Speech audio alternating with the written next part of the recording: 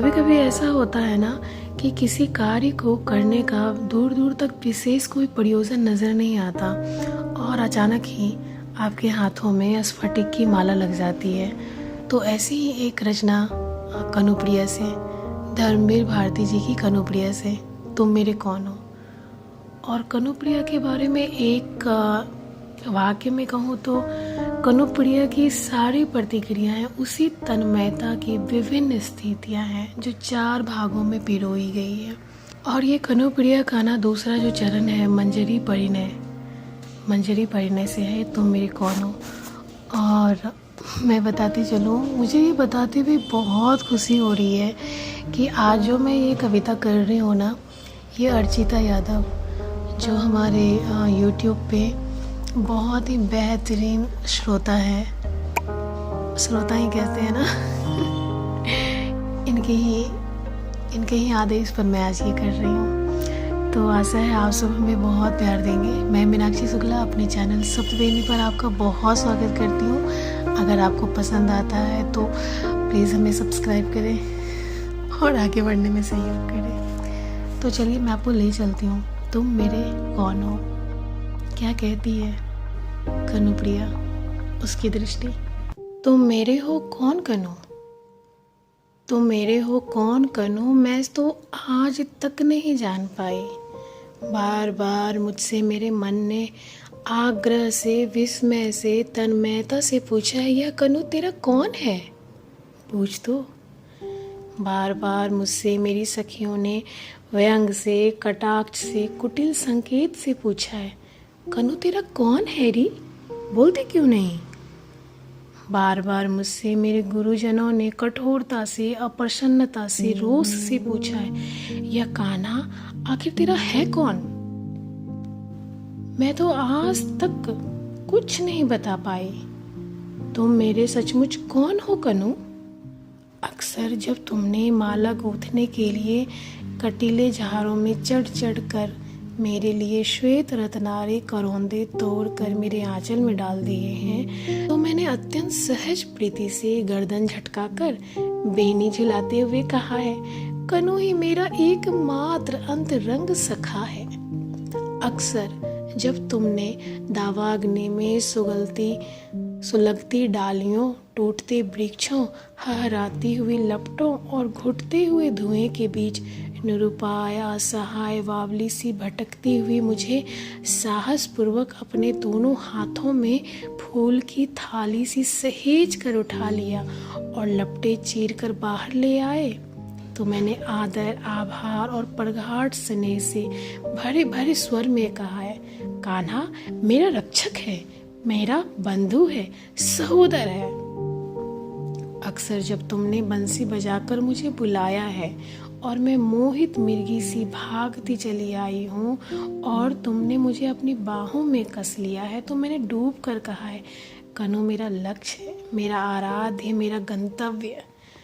पर जब तुमने दुष्टता से अक्सर सखी के सामने मुझे बुरी तरह छेड़ा है, तब मैंने खींच कर आंखों में आंसू भरकर सफ्ते खा खा कर सखी से कहा है, कान्हा मेरा कोई नहीं है, कोई नहीं है, मैं कसम खा कर कहती हूँ मेरा कोई नहीं है। पर दूसरे ही क्षण जब घनघोर बादल उमड़ आए हैं और बिजली तड़पने लगी है और घनी वर्षा होने लगी है और सारे बनपत धुंधला कर छिप गए हैं, तो मैंने अपने आंचल में तुम्हें दुबका लिया है। तुम्हें सहारा दे देकर अपनी बाहों में घेर कर गांव की सीमा तक तुम्हें ले आई हूँ। और सच सच बताऊं तुझे कनु सावरे कि मैं उस समय बिल्कुल भूल गई हूँ कि मैं कितनी छोटी हूँ और तुम वही कान्हा हो जो सारे वृंदावन को जर प्रलय से नचाने की सामर्थ्य रखते हो। और मुझे केवल यही लगा है कि तुम छोटी सी शिशु हो, असहाय वर्षा में भीग भीग कर मेरे आंचल में दुबके हुए।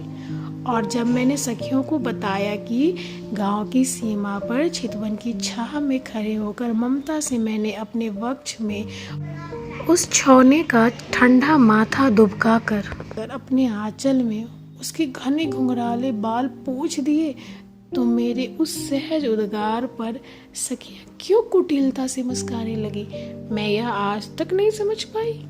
लेकिन जब तुम्ही ने बंधु तेज से प्रदीप्त होकर इंद्र को ललकारा है, काले की खोज में विषैले यमुना को मत डाला है, तो मुझे अकस्मात लगा कि मेरे अंग अंग से ज्योति फूट पड़ रही है।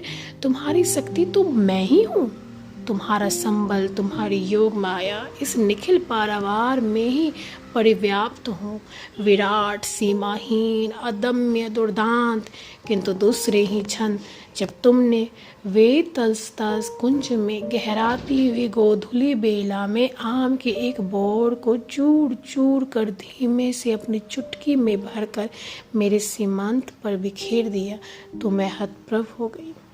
मुझे लगा कि इस निखिल पारावार में शक्ति सी, ज्योति सी, गति सी फैली हुई मैं अकस्मात सिमट आई हूँ, सीमा में बंध गई हूँ।